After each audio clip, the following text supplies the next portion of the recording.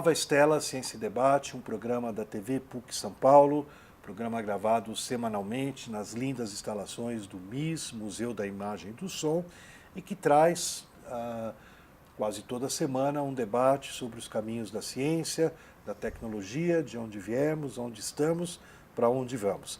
Mas, há algum tempo, o Nova Estela abriu um espaço bastante importante, que é o Nova Estela Ex Libris, no qual a gente traz escritores, editores, pessoas relacionadas ao mundo editorial, porque o apresentador do Nova Estela agora também cuida da editora da PUC, a Educ, né, que está lançando aí livros bastante importantes e procurando também tornar a sua produção mais conhecida e trazer o debate sobre livros, literatura, escritores aqui no nosso Nova Estela. Nós estamos recebendo hoje pela segunda vez, quem quiser procurar no YouTube vai encontrar o primeiro programa, a querida Luíse Valente, rapidamente aqui apresentando ela novamente para quem está nos assistindo hoje. Ela é formada em jornalismo e pós-graduada em literatura brasileira pela PUC do Rio de Janeiro, não é a nossa PUC de São Paulo, mas é outra PUC brasileira. E a Luíse é apaixonada por história, com especial fascínio por temas ligados à história judaica e os refugiados em tempos de guerra. Ela é autora de vários livros, ela começou a carreira como primeiro livro, eu até acompanhei de perto, Israel, Rotas e Raízes, uma viagem que ela realizou com a Elaine Iger, e as duas produziram um belíssimo material fotográfico e texto sobre Israel lá em 99. Tá? E ela produziu, hoje nós vamos conversar um pouco sobre isso, 2 documentários, Caminhos da Memória, Trajetória dos Judeus em Portugal, uma pequena viagem pelo mundo judaico antigo de Portugal, e o documentário que me marcou muito, né, A Estrela Oculta do Sertão, onde as duas tiveram coragem de entrar num tema em 2005, que hoje em dia está mais desenvolvido, né, mas na época bastante tabu, que é a origem judaica de grande parte da população do Nordeste. Né? A Luíse seguiu aí um pouco os passos da nossa grande mestra da USP, Anita Novinsky. Minha guru. A guru nossa, minha e tua, sobre esse tema, que já nos anos 60, 70, começou a levantar a questão dos cristãos novos e foi, né, uma vida inteira. A Anita já está também com uma idade bem avançada, não vou falar quanto, que ela fica brava, mas é uma figuraça que está aqui em São Paulo, pertinho do MIS, muito forte. Bom, a Luíse ganhou prêmios, os documentários foram apresentados em vários festivais, países aí pelo mundo, e a partir de 2012 ela enveredou, né, uma mudança aí de, como eu gosto, né, a vida cheia de bifurcações não previstas, né, ela enveredou pela escrita ficcional, lançou O Segredo do Oratório, que ela vai conversar hoje conosco, que foi finalista do prêmio, importante prêmio que eu também participei da criação aqui em São Paulo, na Secretaria da Cultura, Prêmio São Paulo de Literatura, que já foi traduzido em vários países, ela vai contar para nós, e Uma Praça em Antuérpia, o segundo romance. Agora ela já veio aqui, então, no nosso Nova Estela, para apresentar a Sonata em Auschwitz, que, como eu falei, ela já deu uma belíssima entrevista, muito arrepiante, muito forte, sobre o tema de Auschwitz, o tema do Holocausto. Luíse, muito bem-vinda novamente ao Nova Estela. Já espero que você se torne habituê aqui, e você produz muito, então logo você volta. Então, obrigada. Dizer mais uma vez que é muito importante ter esse tipo de programa que fale de literatura, artes, dentro de uma universidade, né, porque é onde a gente tem os formadores de opinião do futuro, né? Então, importantíssimo, né? Espero que as pessoas gostem. Primeiro falando puxando pela Estrela Oculta do Sertão, que é um tema que eu acho que tem muito a ver com o Brasil, e quando a gente fez em 2005, já se falava no Nordeste, mas eu acho que não era esse tema não era tão comentado mais abertamente na mídia, enfim, que era sobre essas raízes ocultas que a gente tinha, as raízes judaicas do Brasil, que não necessariamente se traduziam em religião, mas em hábitos e costumes. E isso é uma coisa que era muito presente, e eu e a Elaine, né, a Elaine Eiger, que é a fotógrafa, né, nós fomos fazer o trabalho lá no Nordeste. Quem nos deu toda a base foi a Anita Novinsky, né, uma guru, uma especialista em Inquisição portuguesa, né, e a Inquisição que veio para cá. E como o Brasil ele foi descoberto muito perto, né, na mesma época da Inquisição estabelecida na Espanha e Portugal, né, 1492 Espanha, 1497 Portugal, 1500 o Brasil e depois 1536 o Tribunal da Inquisição em Portugal. Então, muitos desses conversos que foram obrigados a se converter pela Inquisição vieram para cá. Então, eles estavam na criação do nosso povo. Só que a gente não falava muito isso, porque a gente começou a usar o termo muito cristão novo sem saber o que era. Então, a Estrela Oculta, que as pessoas podem assistir, tá? Eu tenho no site, que é www.luisvalente.com, tem lá, você assiste o documentário todo, a Estrela Oculta, e assiste o Caminhos da Memória, tá? Tem um link lá direto, assistam, acho que vale a pena. Muito, muito. Sabe? E ali a gente trazia a história de um médico procurando as suas origens judaicas, o Luciano, né? Luciano Oliveira. O Luciano estava procurando as suas origens e, para isso, na própria pesquisa dele, ele foi juntando vários costumes na família. Então, o que a gente fez foi acompanhar esse caminho e, com o Luciano, encontrar outras famílias. No caso dele e de outros cristãos novos no Nordeste, eles também pleiteavam um retorno à religião. Né? Então, nós apenas documentamos o que essas pessoas procuravam. Né? Mas o nosso pano de fundo sempre era mostrar que esses costumes estão aqui no Brasil. E assim, traduzindo, né, costumes como a lavagem dos corpos, né, para o enterro na mortalha, enterro em terra limpa, né, são costumes que tinham origem judaica. Não misturar carne com leite, né, os costumes de alimentação, as tradições, assim, a gente diz muito no Nordeste, de arrumar a casa na sexta, fazer a faxina no sábado. Né? O sábado era o dia de você meio assim, tomar banho, se arrumar, descansar. Pois é, eram aquelas referências todas, orações para a lua. Então, e todo esse material que eu tinha assim do documentário, dos documentários dos dois, eu acabei transformando numa ficção que é O Segredo do Oratório, que na verdade é uma médica, né, procurando as suas origens, e ela vai num caminho pelo sertão, né, e aí a história começa em São Paulo, vai para o sertão e acaba em Nova York, porque eu queria falar daquilo que eu acho que é importantíssimo, que a primeira comunidade judaica lá em Nova York, né, e nos Estados Unidos, ela surgiu a partir daqueles judeus que saíram de Pernambuco em 1654, lá depois da expulsão dos holandeses. Vamos dar uma esclarecida para o nosso telespectador que talvez não conheça a história, né? Então, todo mundo sabe, ou a maioria das pessoas deveriam saber, né? Pelo menos estudaram na escola, que o Brasil teve um pequeno período holandês. Certo, né? O famoso Recife holandês, Exatamente. Brasil holandês. Né?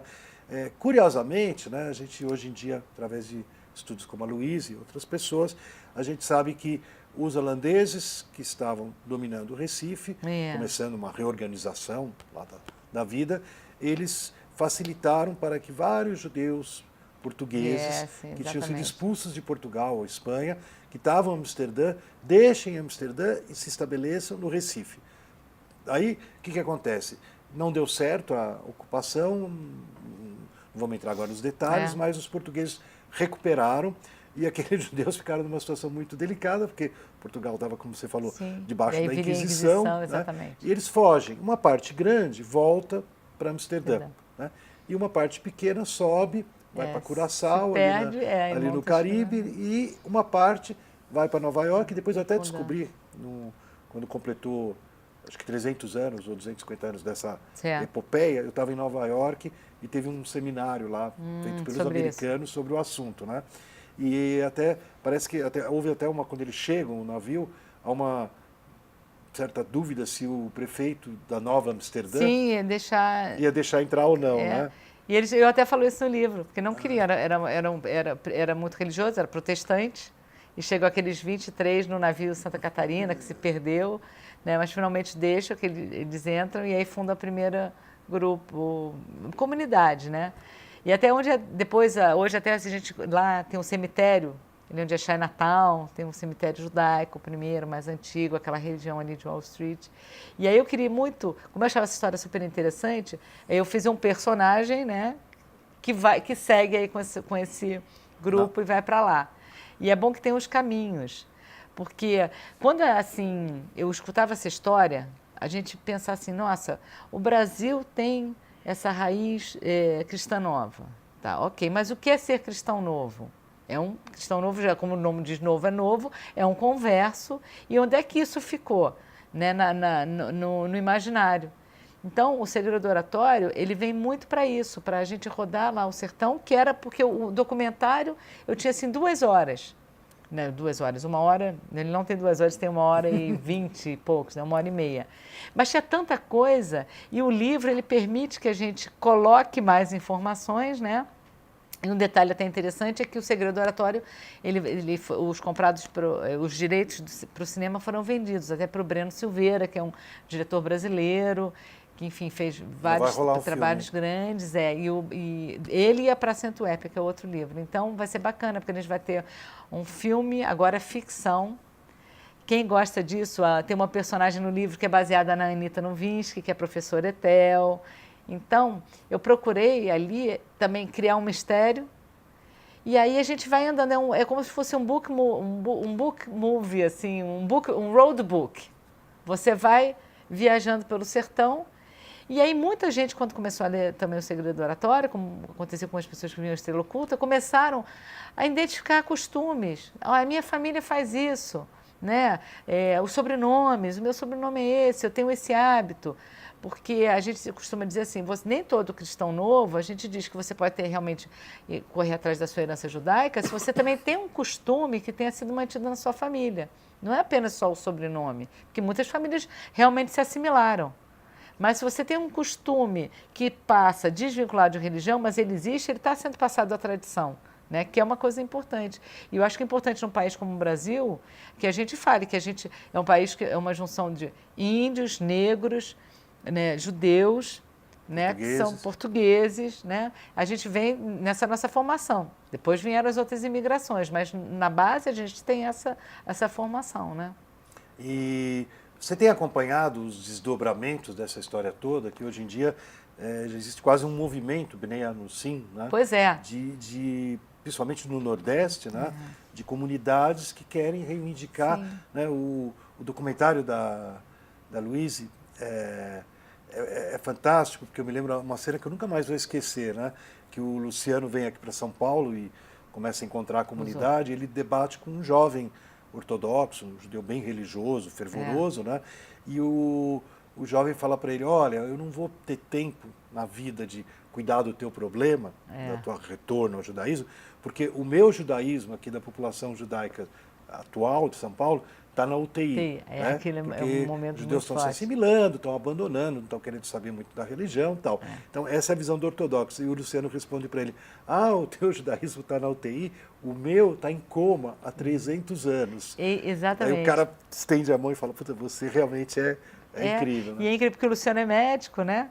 Então, na época, era assim, era um coma e está acordando do coma. E era interessante que depois, né, era um judaísmo que está acordando do coma e acorda depois e tem que ser reintegrado à sociedade. Eu acho que é bom essa metáfora do coma por isso. E, olha, tem 12, né? Vai fazer agora 13 anos do documentário e o Luciano, por exemplo, o Luciano retornou, ele foi para Israel, fez um retorno. Ele vive uma vida judaica. Ortodoxo e tudo. E outros. E eu acho que é interessante é que eu acho que ele, de certa forma, a gente contribuiu para mostrar isso e mostrar que as diferenças, tem mais semelhança nas diferenças. Então, acho que as comunidades no Nordeste estão, acho que, mais integradas. Eu tenho mais um contato, eu não voltei, né? Eu agora até estou meio num projeto também de mostrar esses costumes, essas tradições, né? Então, um projeto aí, mais um outro projeto também com documentários. Mas não essa parte da religião, eu sei o seguinte, que tem os rabinos que foram para lá, sabe? Eu acho que você tem uma vida mais ativa e o que eu acho que mais interessante é que numa época que a gente vive, às vezes, com muito antissemitismo, principalmente na Europa, a gente aqui no Brasil distanciado assim fisicamente, mas a gente pode começar a olhar a questão judaica também de uma forma diferente. Quando a gente vê que tem muito isso na nossa tradição, a gente pensa, questionar um pouco dessa origem de antissemitismo, entendeu? Porque quando a gente conhece, o que a gente conhece, a gente aprende a não Estigmatizar. Não estigmatizar. E eu acho que existe muito, a imagem do judeu é muito estigmatizada no mundo, entendeu? Por todas as perseguições, né? Que é um povo que passou por tantas perseguições, é estigmatizado. Então, quando a gente começa a ver no Brasil isso, que eu acho que o judaísmo vai além da religião, é uma forma de vida, né? São costumes, são hábitos, são tradições. Então, a gente, eu acho, começa a olhar diferente. Eu acho que é muito importante a gente ver essas nossas raízes, né? Olhar o que a gente tem aqui no Brasil, que é, acho que um exemplo único no mundo. E já que você tocou no assunto, né, eu nem tinha pensado em colocar. Você que se interessa pelo tema, acabou sendo uma agregada da comunidade, uma pessoa bastante envolvida, né, com tanto tema agora, né, do Auschwitz, do Holocausto.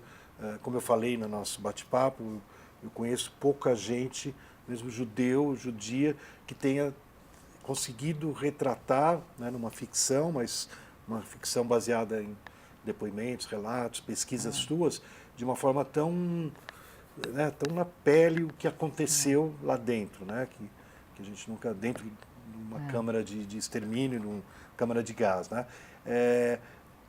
Como você vê essa situação, principalmente na Europa, né, você andou viajando nas suas pesquisas e por outras razões, né, como você vê voltar o antissemitismo?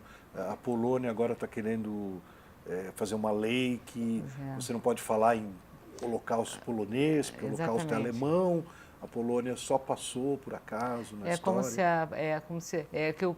A Polônia tem colocado como os poloneses foram muito vítimas também dessa ocupação, porque a Polônia foi ocupada, morreram milhões de poloneses também. Mas o que eu vejo, assim, hoje é que eu acho que duas coisas engraçadas. A gente vê, às vezes, os conflitos no Oriente Médio, né, entre árabes e judeus. No entanto, a gente vê na Europa a islamofobia e o antissemitismo. Então, a gente tem tanta perseguição, né, a povos primos, né, dois povos semitas. Então, eu vejo assim que com esse crescimento da islamofobia, não sei, não sou uma especialista nessa parte ou política, ou sociológica, antropológica, mas a minha percepção que eu vejo que com o crescimento da islamofobia se cresce o antissemitismo.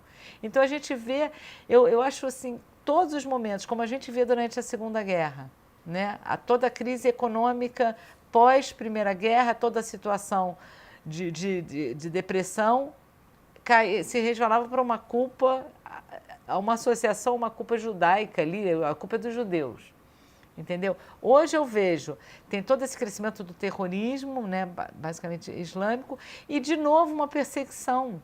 Eu sinto, não sei, não é uma coisa aberta, mas você vê, os partidos de direita estão voltando ao poder na Europa. Agora sabe? mesmo na Itália, né? E aí, sempre junto a partidos de direita, a gente vê movimentos mais nacionalistas, e o nazismo era o nacional-socialismo, então era um movimento nacionalista. E nos movimentos nacionalistas, não sei se vence eu acho, da questão do judeu como estrangeiro. Eu não sei se eu estou elocubrando demais. E uma coisa que eu sempre questiono, eu sempre falo assim, quando a gente diz os números do Holocausto, mesmo quando a gente chega em Auschwitz, morreram 960 mil judeus, né? E depois 140 mil poloneses, e depois os russos, os ciganos. Mas esses 960 mil judeus, sempre gosto de frisar isso, eles eram húngaros, poloneses, alemães, eles eram cidadãos de países. No entanto, aí eu entro assim, gente, quando a gente fala sobre a questão, eu vou para um outro ponto, aí é um novelo. Por que se existia o Estado de Israel? Porque se você coloca os judeus sem pátria, então tem que existir um Estado judaico. Porque a gente não diz morreram 300 mil judeus húngaros, 400 mil judeus poloneses, não, todos eram judeus e os outros eram nacionalidades. Para mim me espanta, eram 960 mil judeus, 140 mil poloneses, tantos franceses. Eu falei, mas os judeus eram de nacionalidade, né? Então, quando a gente vê isso, eu acho que nessa onda do estrangeiro, acho que fica sempre como um estrangeiro. E eu acho que nos movimentos nacionalistas nasce sempre essa questão contra o estrangeiro. Hoje eu acho que vai contra o judeu e contra o árabe, né? E uma coisa que eu tenho falado ultimamente, sabe, Zé, principalmente com jovens, que dentro da Segunda Guerra, eu digo assim, eram duas guerras. Uma é a Segunda Guerra, a guerra da Alemanha por ocupar a Europa inteira, por isso que a gente tem do Reich, e o Holocausto, que era a guerra contra os judeus. O Holocausto é judaico. sabe? É extermínio dos judeus. Então, é o Holocausto judaico, também os ciganos também, acho que foram 2 povos exterminados, mas no caso os judeus tinham uma presença maior ali, né, enfim, no objetivo. A Polônia tinha 6 milhões de habitantes, Pois é, 3 milhões de judeus. Sabe, sobraram, depois da guerra, o que 50 mil, não sei, mas 50 mil, não. Mas então eu digo que é a guerra dentro da guerra, porque quando a gente fala de Segunda Guerra, as pessoas falam assim, mas o número de russos, tal, sabe, o número de pessoas de várias nacionalidades. Mas eu falei, isso era guerra, uma guerra de ocupação. Você entra em guerra, seu país é ocupado, você ou vai lutar por um exército, mas você luta, você tem uma arma. A questão da guerra contra os judeus era guerra contra um povo ali, não era contra um país, não era ocupação, era uma guerra para exterminar um grupo, sabe? Um povo, um grupo social, um povo. Então, eu digo assim, são 2 guerras. Por isso que quando chega o final da guerra em 44, a guerra já estava perdida para a Alemanha, mas é o auge da vitória da guerra contra os judeus, que é onde a gente tem o maior número de extermínio. Em Auschwitz, assim, 1/3 dos mortos é no final de 44, né, de maio.